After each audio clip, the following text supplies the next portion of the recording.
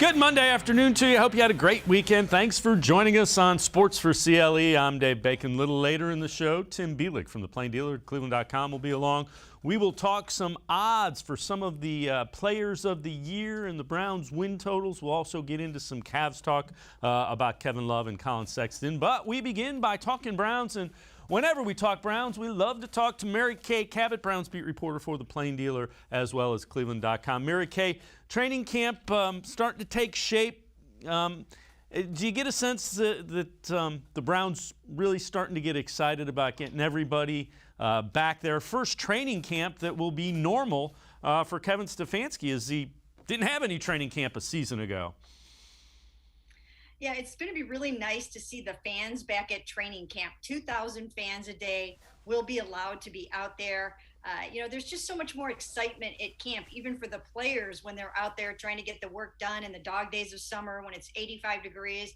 There's just something about hearing those oohs and ahs and the roars from the fans when Odell Beckham Jr. makes a one-handed catch and, somebody breaks up a pass.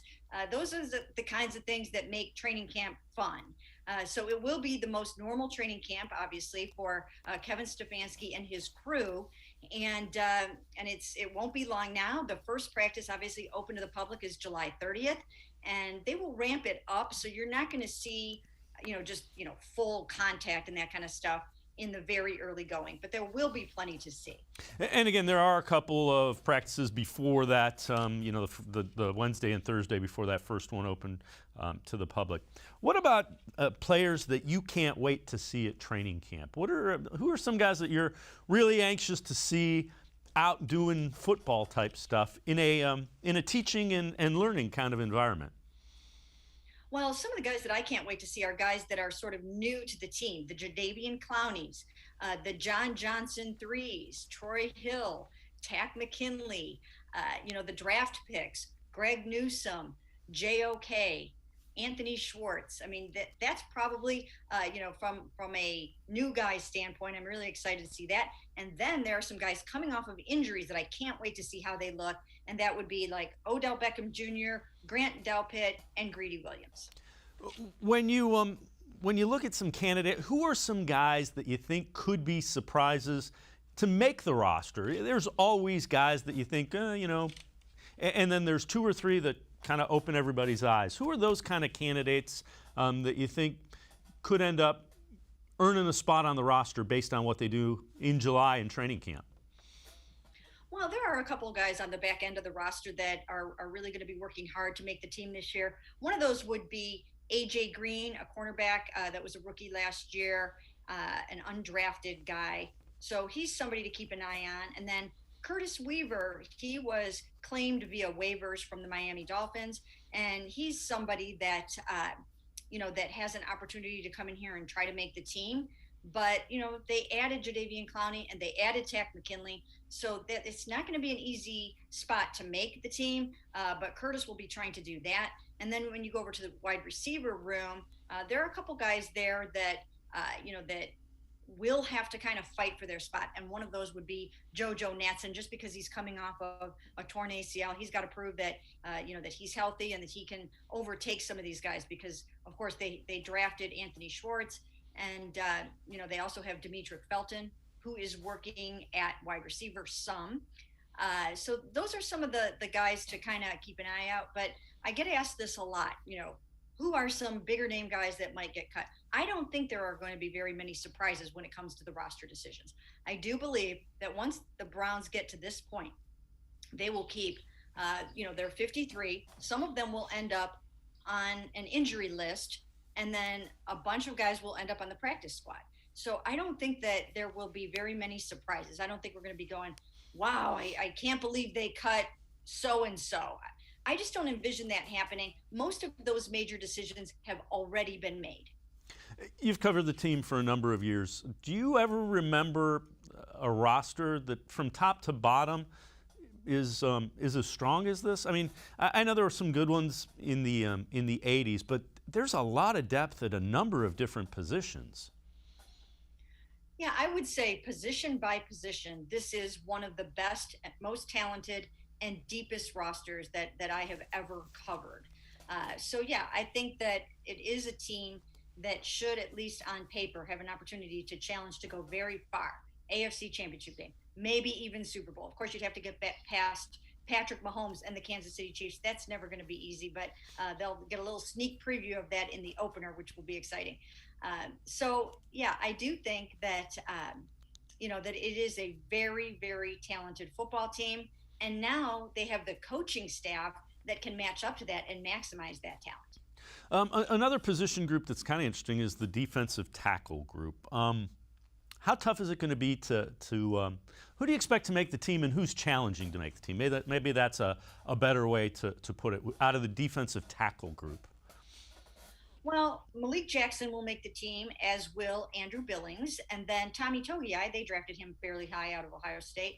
So he's going to make the team. And then Jordan Elliott was their third-round draft pick for last year. So those four guys are locks to make the team. And then they have some young guys at the position that they like as well. They signed undrafted rookie Marvin Wilson out of Florida State. He's somebody that they really like. And then they also signed Malik McDowell. Now, he was suffering with a hamstring injury throughout the spring. And so they didn't get a chance to really see what he was all about. But if he can come in here and show that he has turned his life around from some legal troubles that he got into, and that he's healthy, I think they'd like to try to find a way to keep him around too. The other thing that's really interesting, let's assume that Jadeveon Clowney is healthy and able to go. How unique do you think it is that you have Jadeveon Clowney and Myles Garrett? I mean, those are two guys that are among the most athletic and explosive defensive ends, just as far as sheer athleticism goes in the NFL. Well, yeah, and that's why those guys were the number one overall picks in their respective years, which doesn't happen all that often with defensive guys, because usually that top spot is reserved for a quarterback. So to get that honor and that distinction of being picked number one overall in the entire draft, those are pretty lofty standards there. So it is cool that they have these two guys on the ends. I think they will complement each other very well. I think they have some differing skill sets. They bring some things to the table. Jadeveon Clowney sets the edge extremely well. He also puts on a lot of pressure, doesn't always necessarily get home to make the sack. But if he is taking a little attention away from Myles, that could pave the way for Myles to have really just a monster season, which is what the Browns really need him to have from start to finish. Put together a whole entire season and really make a run at NFL Defensive Player of the Year for the first time. Do you think we kept hearing versatility? Does that allow Joe Woods to do some unique things, and do you think they start working on those kind of things now? You know, this might be what we do against a personnel grouping like this.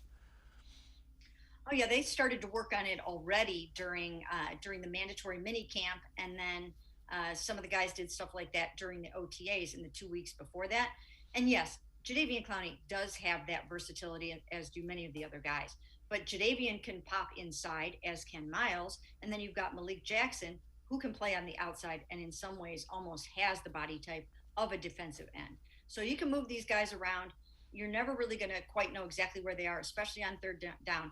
And that is also a down where Myles Garrett, if he identifies a weakness on the offensive line and sees a matchup that he likes, he's got the authority to say, hey, I want to play over that guy. So, he can be either inside position, he could be on the left, he could be on the right, and he has the chance to say, let me try to do this here. And we saw him have success with that last year, where he would line up inside over a guard, an unsuspecting guard, and then squirt through and punch the ball out. So I think you'll see more of that this year. Yeah, trust Myles Garrett, your best defensive player, to figure out a way to do what he does best. Mary Kay Cabot, Browns beat reporter for the Plain Dealer and cleveland.com, and I'm going to step aside, take a quick time out. On the other side of the break, we're going to shift our attention a little bit to the offensive side of the ball. 3 quarterbacks poised for their first ever 4,000-yard seasons. And is Baker Mayfield overlooked by the national media? Sports4CLE, you'll be right back. Stay with us.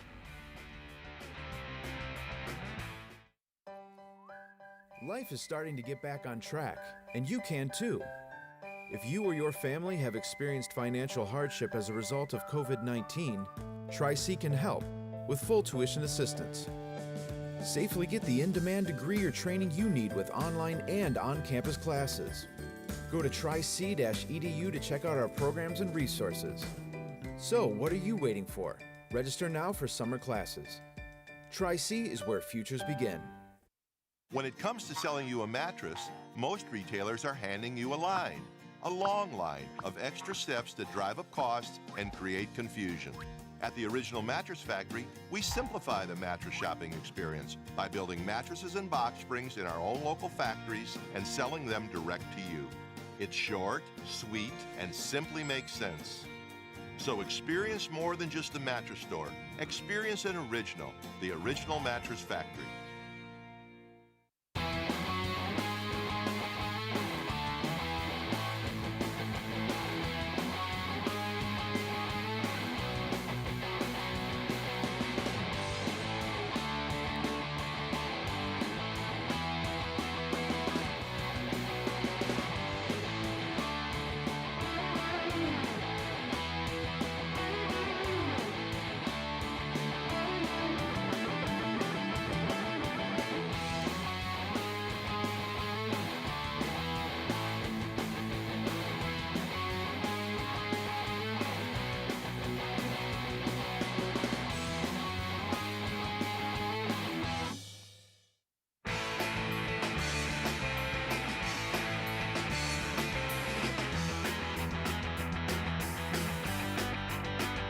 We continue talking Browns football with Mary Kay Cabot, Browns beat reporter for the Plain Dealer as well as cleveland.com. So Mary Kay, draftnetwork.com has 3 quarterbacks poised for their first ever 4,000-yard season this year. Joe Burrow from the Bengals, Kyler Murray from the Cardinals, Baker Mayfield from our Cleveland Browns. What do you think? Is 4,000 yards realistic? Oh, I think 4,000 yards is very realistic, especially considering there are 17 games this year in which to do that. And this offense is set up to be explosive, not just for half the season this year, kind of like it was last year, but right from the jump. These guys are ready to roll, and they also have Odell Beckham Jr. back. So I think that that's definitely realistic. I think there is a misconception that Kevin Stefanski is a super run-oriented coach. He had to come here and do what was going to work for him.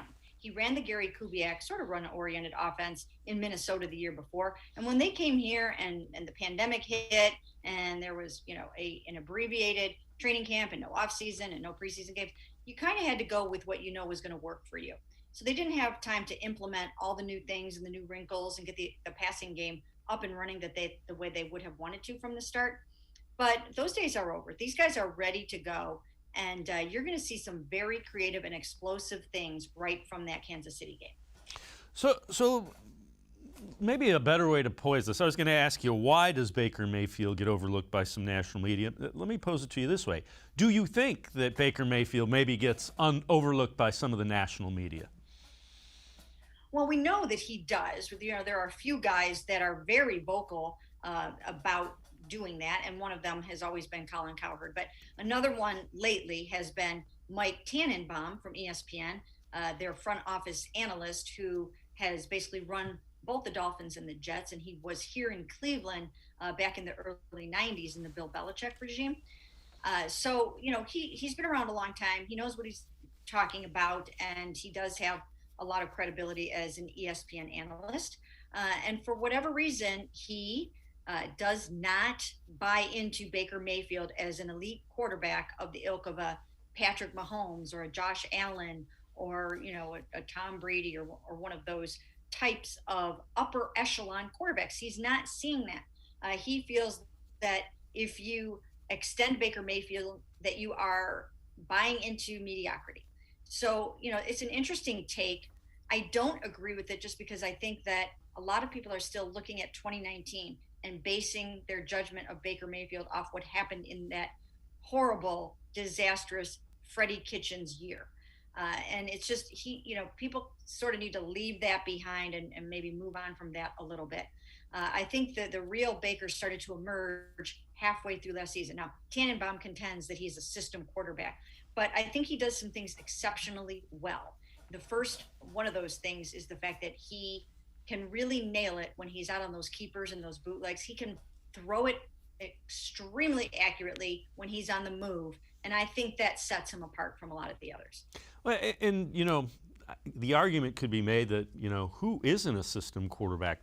Tom Brady doesn't run. You don't ask him to roll out and do things. His system is maintained in the pocket. Lamar Jackson, you ask him to roll out. You don't want him to beat you. Everybody has certain strengths, and there are very few quarterbacks, probably less than 5, that you would say can pretty much do anything you want them to do.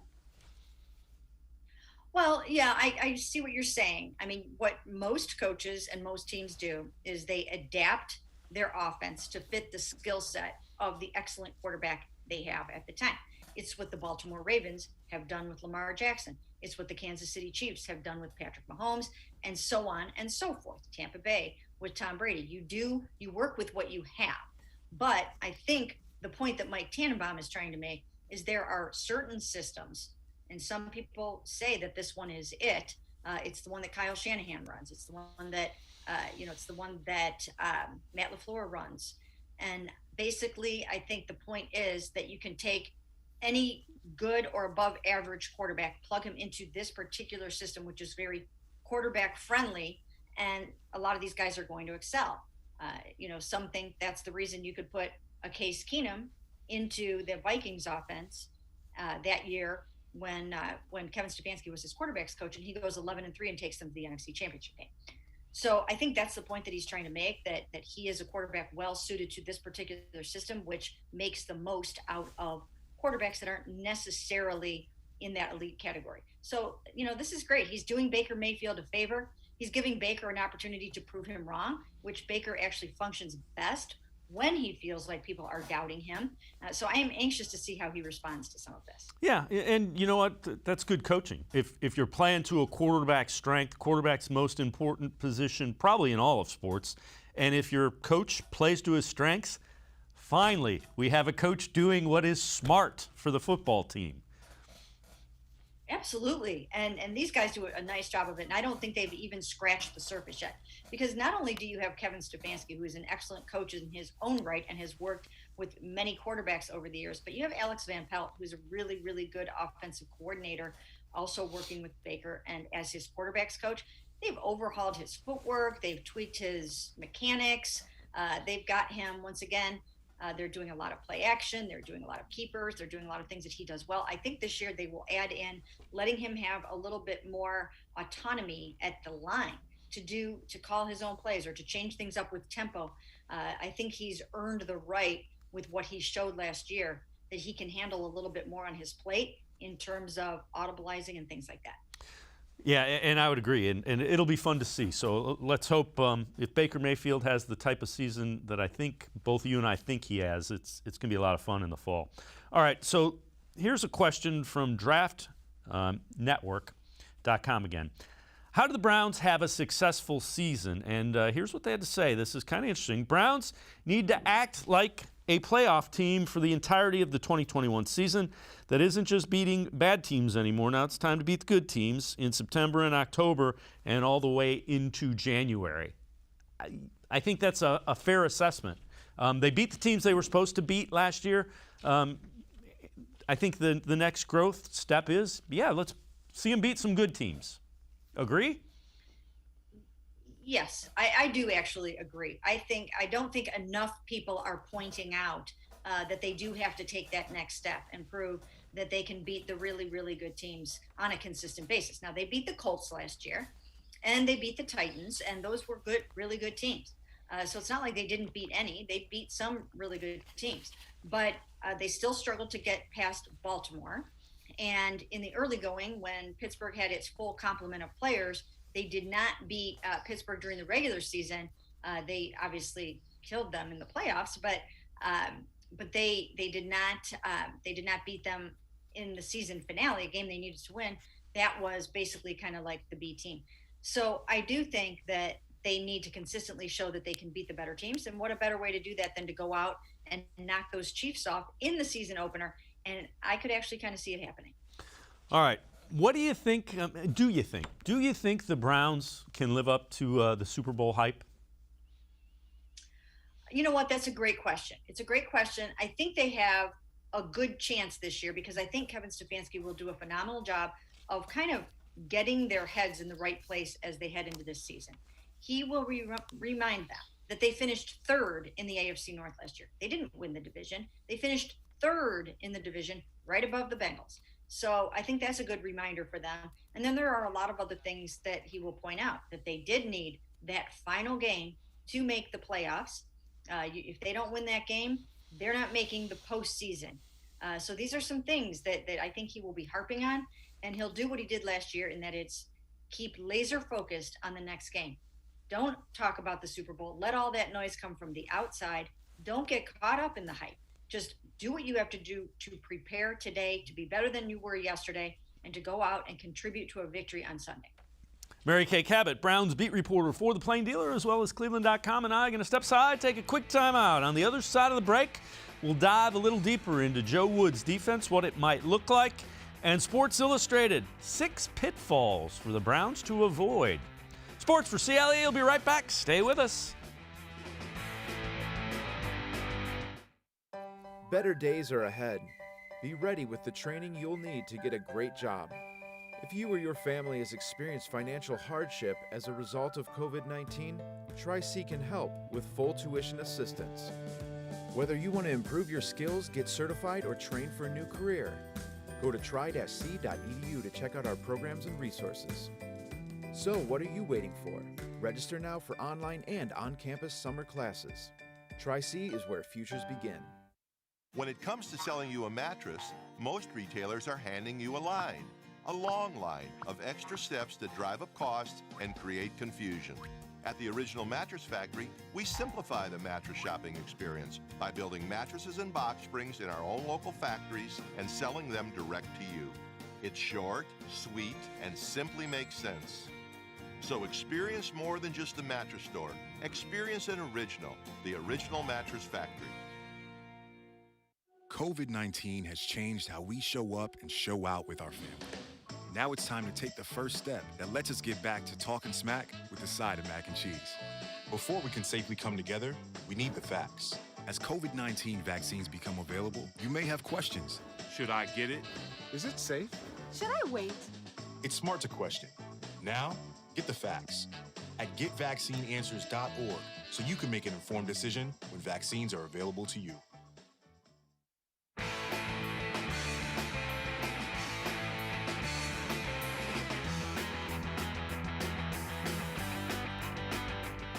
We continue talking Browns football with Mary Kay Cabot, Browns beat reporter for the Plain Dealer as well as cleveland.com. So Mary Kay, Joe Woods' defense, last year they didn't make a big deal of it, but they were injured, they were beat up pretty significantly pretty much all year. What do you think this defense looks like? How different? Do you think they blitz more? I could see them being very game plan specific too, so different guys playing different positions based on the matchups that Joe Woods wants to try to get after. They will be very game plan specific. I don't think that on any side of the ball, and including special teams, that you can lock these guys into one way of doing things. I think that they will adapt to what they have to do that week to win the game.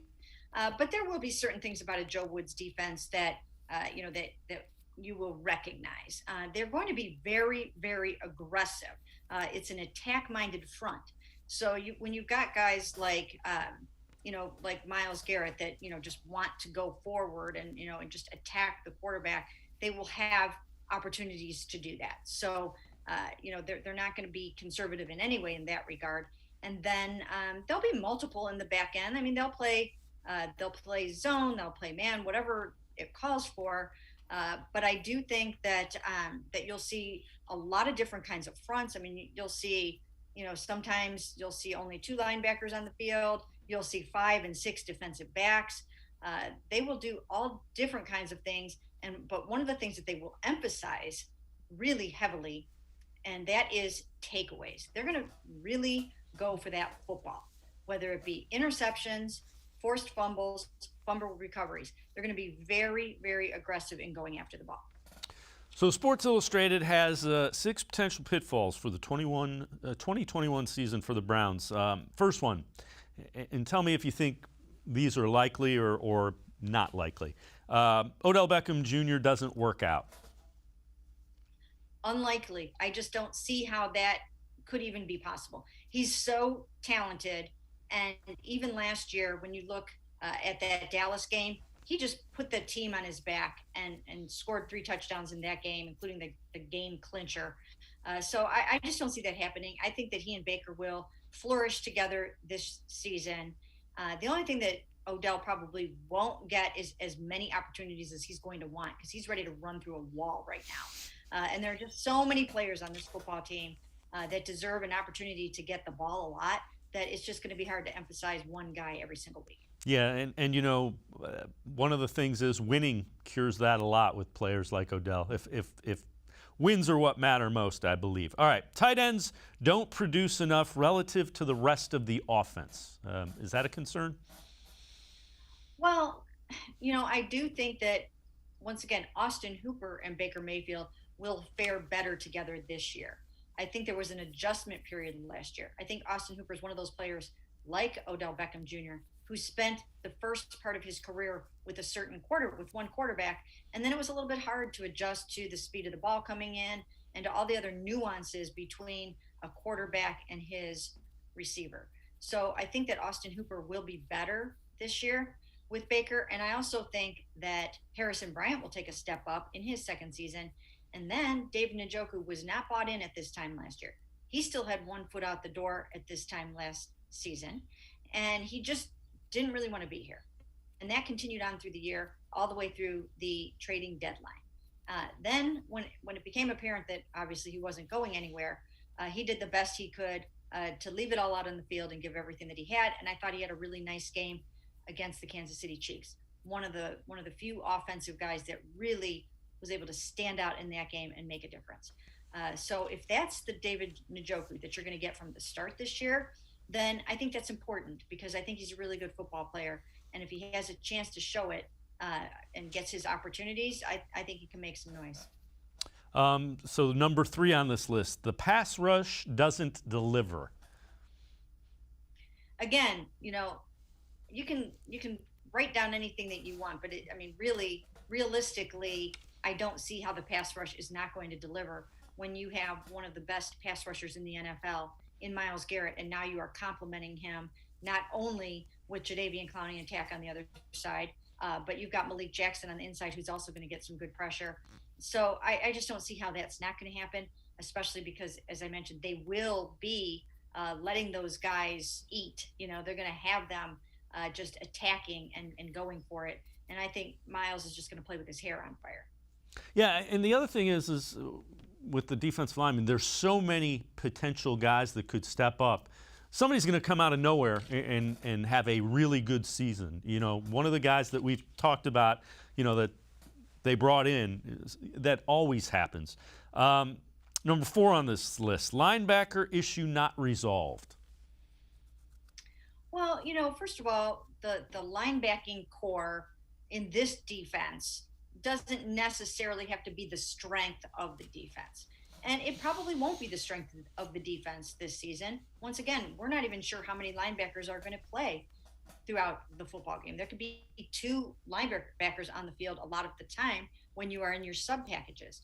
So I don't think they're asking the linebackers to go out and rule the world. I think that they just need them to be a lot better than they were last year. And in a perfect world, if you can get JOK to be forcing some fumbles and to be doing some things in that sort of hybrid role where he's covering tight ends and, you know, rushing the quarterback and tackling and all the different things that he's slated to do, then they'll be happy with the linebacking core. Yeah, I think that's kind of more is made of that from a national perspective as far as the linebacking core. I think the local folks kind of realize it's going to be something that isn't really a focus of the defense. 5, corners other than Denzel Ward struggle. Is that a concern? No, I don't think so. I mean, Greg Newsome, as a rookie, maybe he'll have some of his growing pains. But Troy Hill, the slot corner, he's a really good, savvy veteran.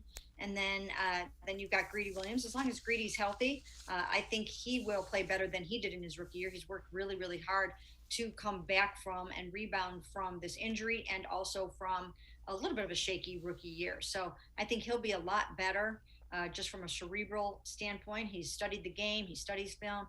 He's working really hard at it. So, no, I don't see that happening. And the last one on this list, they say Baker Mayfield struggles. Just your reaction to that. Once again, when you have arguably one of the best offensive lines in the NFL, you've got arguably one of the best tight end cores, running backs, wide receiver rooms. I think, and now a defense that complements him and should be giving him the ball back in really good, favorable territory a lot.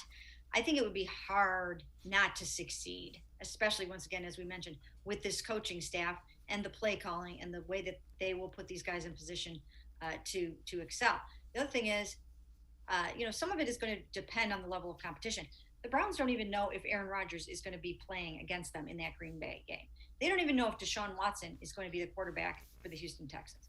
So some of it is the level of competition that you're playing. And those are two games right there that you can look at and say, those two games might not be what you originally thought they could be.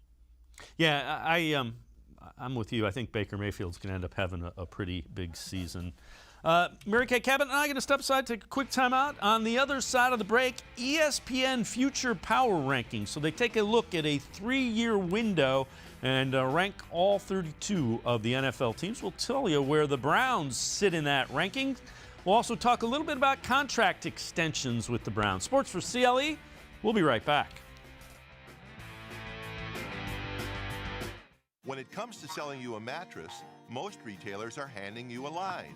A long line of extra steps that drive up costs and create confusion. At the Original Mattress Factory, we simplify the mattress shopping experience by building mattresses and box springs in our own local factories and selling them direct to you. It's short, sweet, and simply makes sense. So experience more than just a mattress store. Experience an original, the Original Mattress Factory. At Social Security, we are always thinking of ways to save you time and make things easier.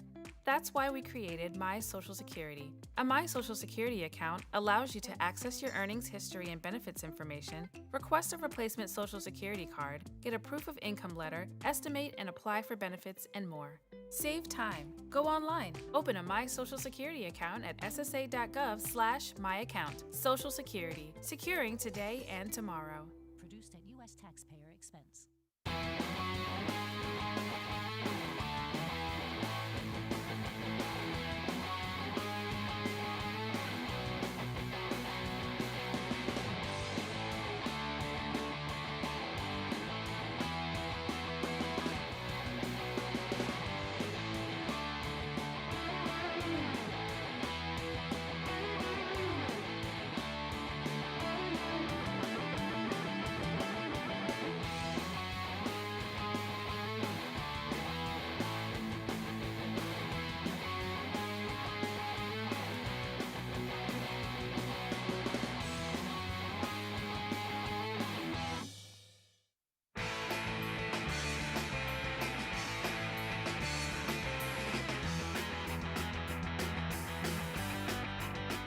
Sports4CLE continues. We continue talking Browns football with Mary Kay Cabot, Browns beat reporter for the Plain Dealer, as well as cleveland.com. So ESPN Future Power Rankings. So the next 3 years, top team in the NFL, the Kansas City Chiefs, Tampa Bay Buccaneers, number 2, Ravens, number 3, Bills, number 4, Cleveland Browns, number 5. And Mary Kay, when you look at that, that's a lot of the young top quarterbacks and Tom Brady, who apparently they think is still going to be able to play for 3 more years.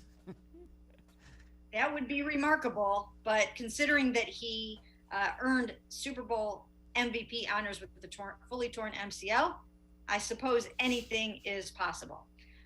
So, yeah, very interesting. Yeah, I would say that the Browns are right there in the conversation with the best teams going forward. There are some other young quarterbacks that I think could impact a list like that, and that's like Justin Herbert of the Chargers. I'm very anxious to see what he's going to be able to do. He obviously had an amazing rookie year. If he takes that next jump up that you expect young quarterbacks like that to take, then they're going to be really, really good and dangerous beginning with this year. Then, of course, you've got Matt Stafford playing for the Rams, and I think that could be very, very significant if they can bring out the best in him. So it should be an interesting couple of years. The other thing I'd say about the Browns is most of their players are still ascending. This is a really young roster. In addition to the quarterback, I mean, Nick Chubb hasn't gotten his second contract. A couple of the guys on the line are a little older, but you also have some younger guys. It's a very young and up-and-coming roster as well. Yeah, it really is. I mean, you've got Jarvis and Odell. You're going to have to make some decisions potentially on them after this year. But just in terms of, again, your quarterback, Myles is obviously still in his prime. You've got, Denzel, Nick, all these guys are still in their prime of their career. And then you've added a lot of really good young guys like Greg Newsome, NJOK, Anthony Schwartz to the mix. So I think that they are poised for sustained success. All right, let's turn our attention. Everybody's still wondering extensions. Nick Chubb, Wyatt Teller, Denzel Ward, Baker Mayfield. Have you heard anything? Is there anything moving on the extension front that you're aware of?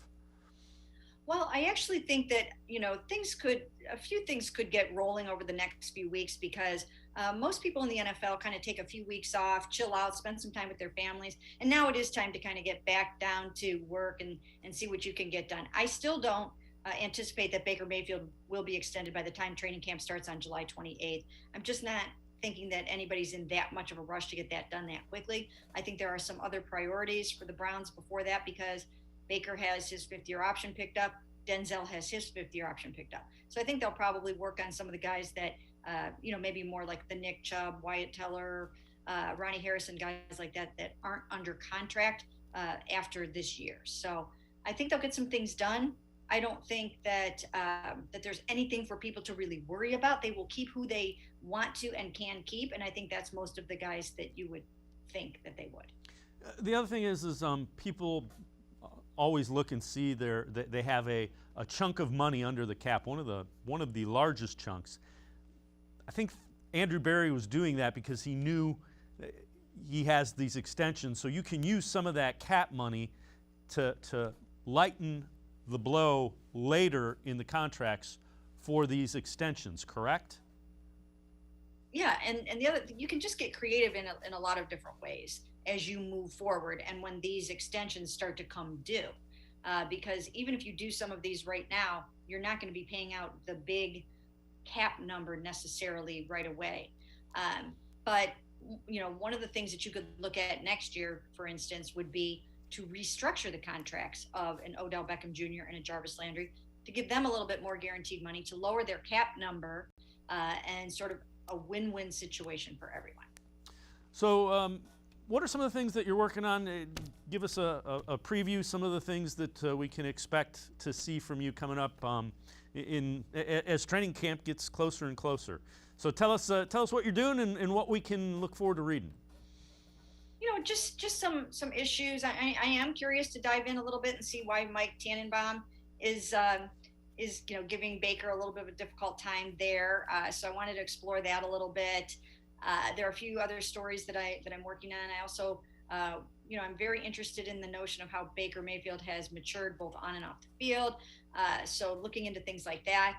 I want to explore Myles Garrett's ability to actually make a serious run at NFL Defensive Player of the Year this year and what that is going to take, what he has to do to get that, and who he has to go up against. So those are some of the things I'm working on.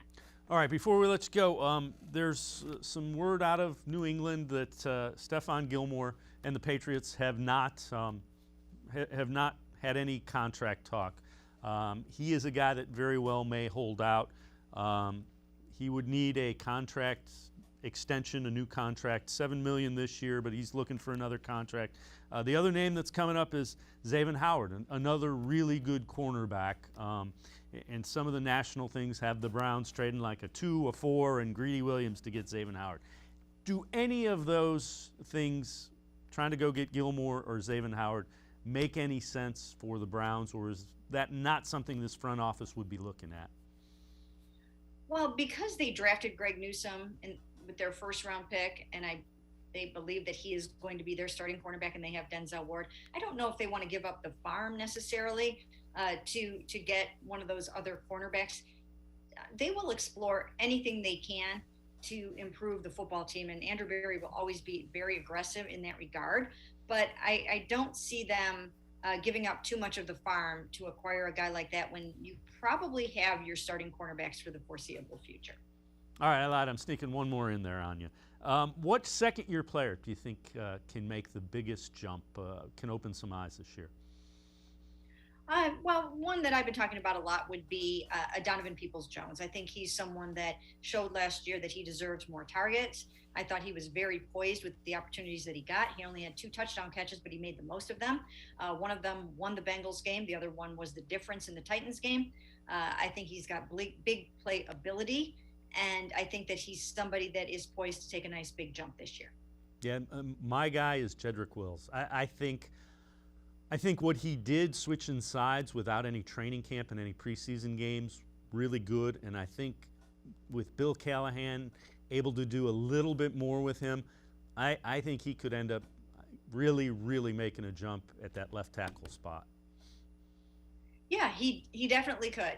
He definitely could, and he does need to kind of pick up his game in the run blocking realm. He did a really nice job in pass blocking, but also it should be noted they didn't face the best, most rabid pass rushers in the NFL. So these guys are going to have to be ready for a little bit more attacking from some of these teams. But I think he'll be ready for it. And as you mentioned, I think he's ready to take that next leap up into his sophomore year. Mary Kay Cabot, Browns beat reporter for the Plain Dealer as well as cleveland.com. Mary Kay, as always, thank you so much for the time and the insight. Thanks very much. My pleasure.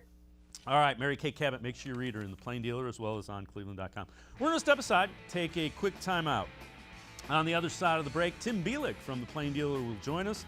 We'll talk some odds. Defensive Player of the Year. Is Myles Garrett the favorite? We'll let you know. Also, Coach of the Year. Where's Kevin Stefanski fit into the Coach of the Year odds? Sports for CLE. We'll be right back. Stay with us. Life is starting to get back on track, and you can too. If you or your family have experienced financial hardship as a result of COVID-19, Tri-C can help with full tuition assistance. Safely get the in-demand degree or training you need with online and on-campus classes. Go to tric-edu to check out our programs and resources. So, what are you waiting for? Register now for summer classes. Tri-C is where futures begin. As the COVID-19 vaccines become available, you might be asking yourself, should I get it? And if I do, will I be able to go about life without putting my family at risk? You've got questions, and that's normal. The fact is, the vaccines are safe and effective. They're going to save lives. To get the latest on the COVID-19 vaccines, visit getvaccineanswers.org, because getting back to the moments we miss starts with getting informed. It's up to you.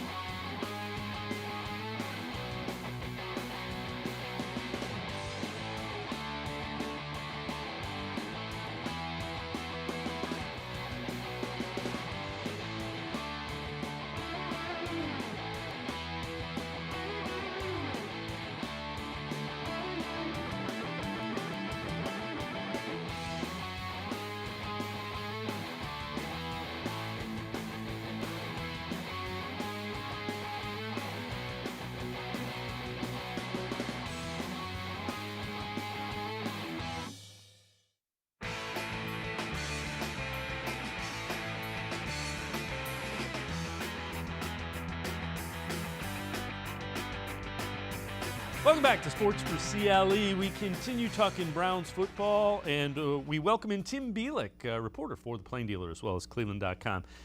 Tim, we're going to talk a little bit about odds, and this one surprised me a little bit. So the odds for the Defensive Player of the Year in the NFL this year, according to betonline.ag, Myles Garrett, the favorite, at plus 300. So if you bet $100, you get $300.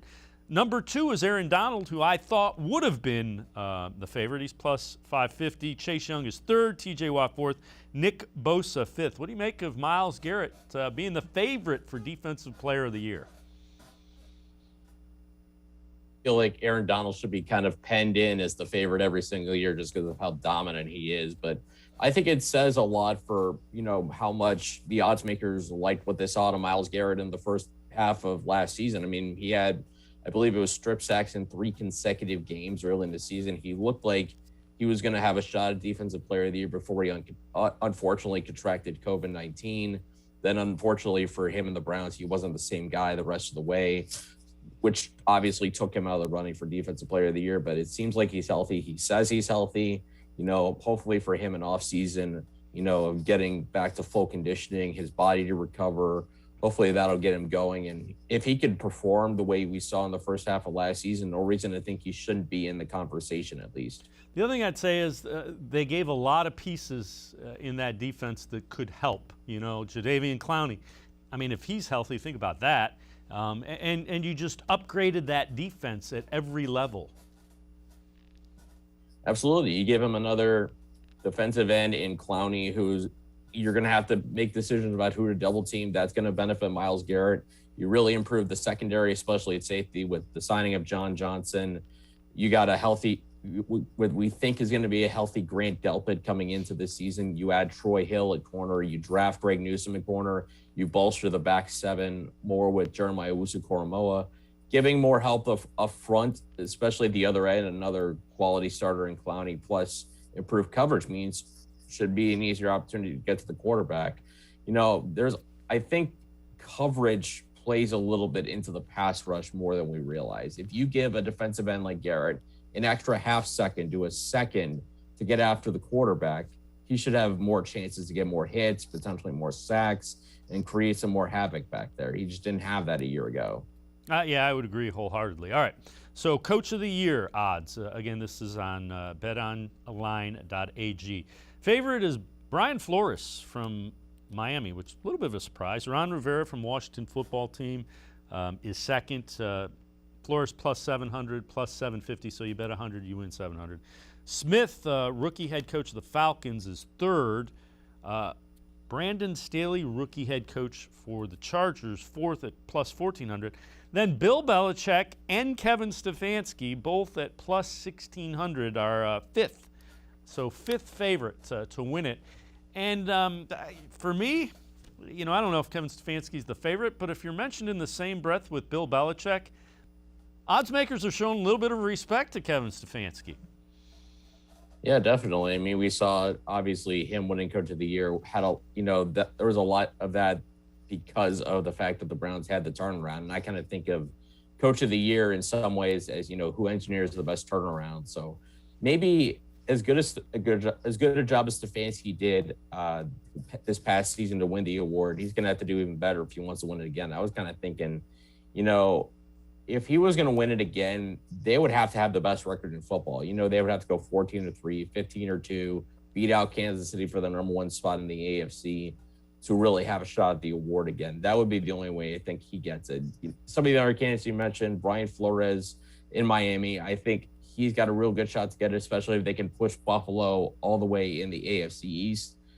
Brandon Staley with the Chargers is interesting because we saw how good Justin Herbert was in his first season in the NFL. I mean, I worry, about him changing offenses, but you bring in a coach in Staley who's very smart, certainly did a lot of good things with the Rams last season, leading the defense to be the number 1 defense in football, very creative. I think he would be one of the guys I think is kind of a sleeper for that position. But yeah, you said it.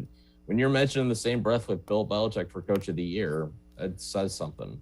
Yeah, and you mentioned Staley. That's a guy that coached at John Carroll with Tom Arth not that long ago before he got into the NFL with the Bears and has ascended to a head coaching job very, very quickly. Also a local guy from Lake County out in Perry. So we'll keep an eye on Brandon Staley.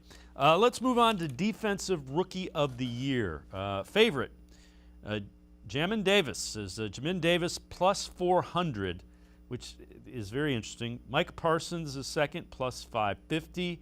Jalen Phillips from the Dolphins, plus 700. J.C. Horn from Carolina is plus 1,000. Owusu-Koramoah is fifth. Jeremiah Owusu-Koramoah plus 1,200. Greg Newsome 16th at plus 2,800. I'm intrigued by Jamin Davis being the favorite. That's a head scratcher. I know he's really good, but Parsons, and I wouldn't be surprised if Owusu-Koramoah finds his way onto the field as a starter. He does some things that I think could be, Defensive Rookie of the Year worthy. Yeah, I mean, no question about it. You mentioned, obviously, Jamin Davis being at the top of the list. It kind of reflects the weird draft. I mean, we didn't have a defensive player get taken in this draft until the 8th pick overall. That was J.C. Horn, who went to the Panthers, like you mentioned. Obviously, he's high up in that odds list. So I think it kind of reflects how wide open this Defensive Rookie of the Year race could be. There wasn't a Chase Young in this draft. There wasn't a Bosa in this draft who was taken 2nd or 3rd overall. That really kind of sets the table. So you're kind of in an interesting position that we rarely ever see, where it's just kind of like you're kind of got a bunch of names in a hat. You're kind of picking to see who could go where. Davis seems like a reasonable pick right now just because of who he's playing behind, and he's playing behind a very good defensive front in Washington, featuring, of course, Chase Young, who won it a year ago. You've got, and from a Browns perspective, Jeremiah Owusu-Koramoah certainly has got an opportunity. I talked before, about him around draft season, how I thought his playmaking was tremendous. He plays downhill. He really does a lot of great things in certain situations.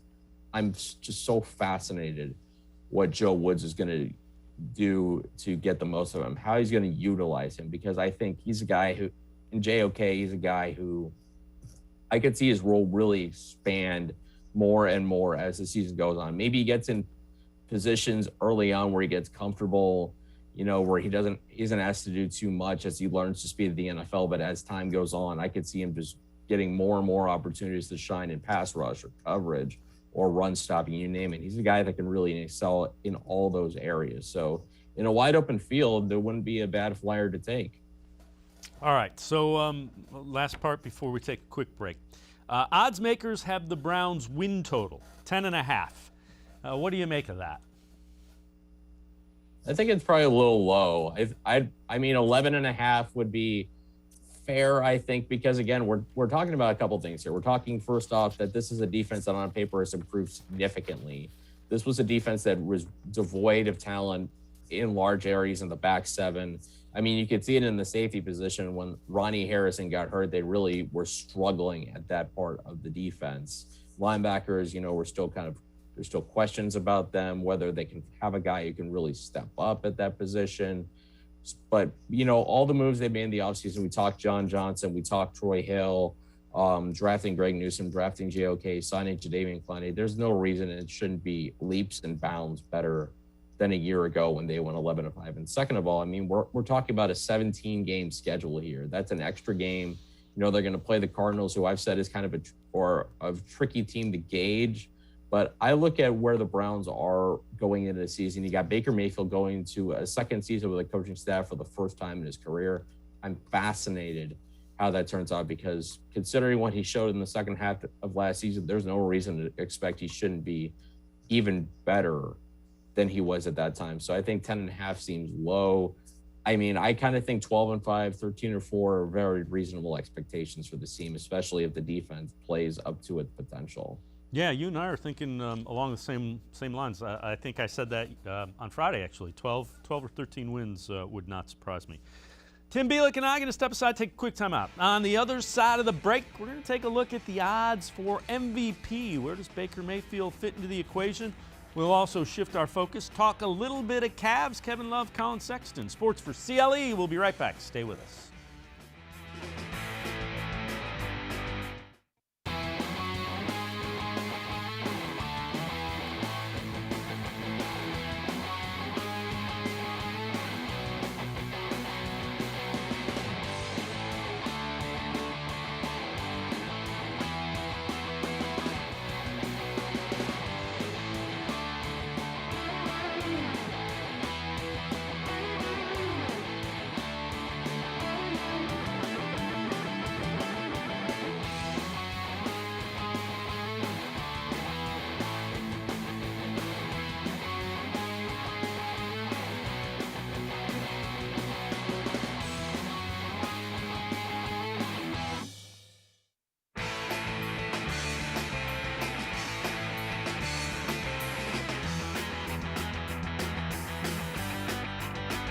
continue talking Browns football with Tim Bielik from the Plain Dealer and cleveland.com. Tim, MVP odds, again, betonline.ag. Patrick Mahomes, the favorite, plus 400. Josh Allen, second, plus 900. Matthew Stafford is third at plus 1,000. Baker Mayfield, ninth at plus 1,800. Actually, eighth. He's tied with Rodgers and Russell Wilson. Again, pretty good company to be in if you're Baker Mayfield. Yeah, and I'm honestly surprised the odds for Aaron Rodgers and Russell Wilson are that low. We've seen them just have incredible seasons year after year after year. But I think, yeah, you brought up a good point that, putting Mayfield in the company with those two guys speaks volumes of, the way he played in the second half of the season, the way he played in the playoffs, which I feel like doesn't get talked about enough. He had only one interception. I know that game against the Steelers was about, jumping out to that 28-0 lead, but I think Mayfield had a lot to do with it. He threw a couple touchdown passes. He was effective right away. He looked like he was ready for the playoff spotlight. Again, that pick against the Chiefs proved costly. Could have really gotten them back into the game earlier and not put them in the position where they needed a defensive stop in the final minutes to get the football back. But even in that game, he made some tremendous throws, including one, I believe, was to Donovan Peoples-Jones, where he's got a defender all over him. He drops it perfectly into place. Those two games showed me that he's still got plenty of room. He can still go, and that he can play at a very high level. And the continuity of being with the same coaching staff, being in Kevin Stefanski's offense for the second year in a row, listening to Alex Van Pelt, devising schemes for the second year in a row. He hasn't had that before. He hasn't had that luxury that guys like Lamar Jackson and Josh Allen have had, where they can, have that continuity where you don't have to relearn a new offense. I think that certainly has the arrow pointing up on Mayfield going into this season. Yeah, so we're going to shift our focus. Let's talk a little bit about Cavaliers. Kevin Love withdraws from the Olympics. How big of a concern is that if you're Kobe Altman and the Cavs? I think it's pretty big. Got to be a pretty big concern. I mean, obviously, that calf that was bothering him at the end of last season seems like it hasn't gone away.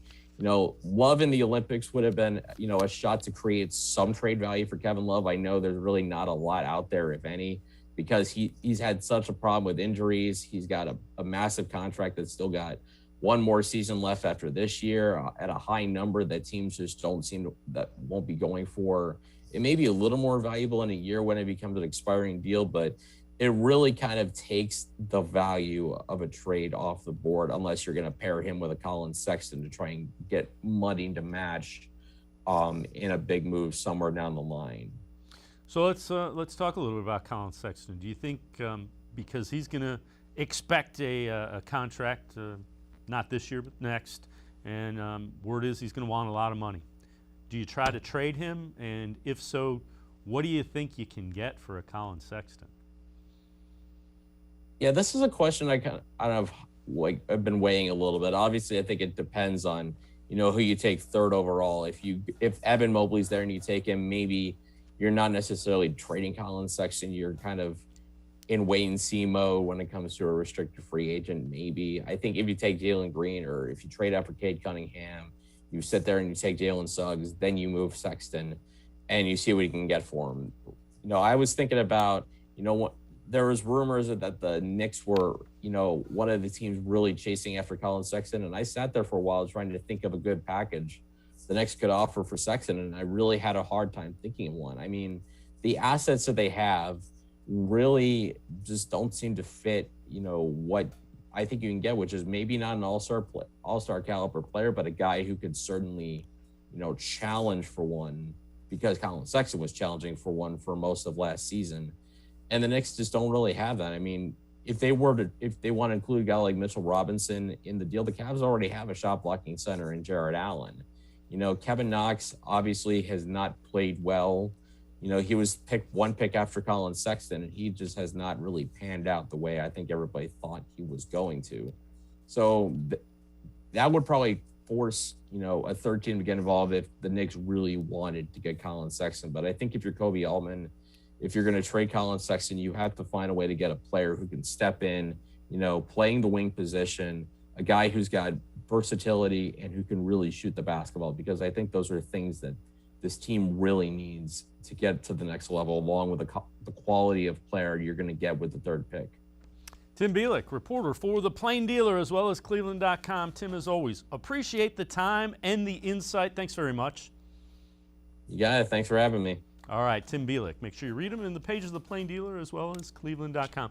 That'll do it for this edition of Sports4CLE. Tomorrow, a special edition from Ford Field, Mid-American Conference Football Media Day. We'll hear from all the coaches, a couple of players from each team. A special edition of Sports4CLE from MAC Football Media Day. That's tomorrow. We'll see you then right here on Sports4CLE.